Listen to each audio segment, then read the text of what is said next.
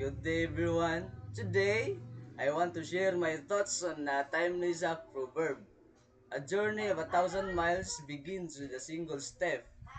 This simple line carries a powerful message about how every great achievement, every dream, and every goal begins with one small actions. We often look at the big goals, finishing school, building a career, improving ourselves, and feel overwhelmed. The destination seems so far away that we sometimes hesitate or even give up before we start. But this proverb reminds us that no matter how long or difficult the path we seem, everything becomes possible so once we take that first step. When when you think about it, every success story starts small. A writer begins with a single word. A student begins with learning a single lesson. A leader begins with a single decision. What matters is not how small we start, but that we start at all. The fear of failure, the fear of not being ready, or the fear of not being good enough often holds us back.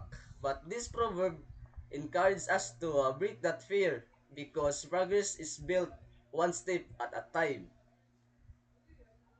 Another meaning of this proverb is about patience and consistency.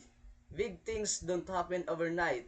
We must learn to appreciate every step we take, no matter how small, because each step brings us closer to our goal. Small improvement accumulate, small efforts build strength, small decisions create a lifelong habits. And little by little, we realize we have traveled farther than we ever imagined. So this proverb also teaches us responsibility. If we want change in our lives, whether it's becoming better student, better family members, or better individuals, it starts with us. No one else can take that first with a single step.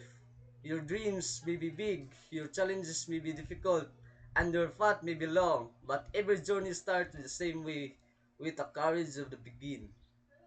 Let us not wait for the perfect moment. Let us not wait until we feel completely ready. Let today be the day we take that first step toward the future we want. Thank you, ma'am. Let's see.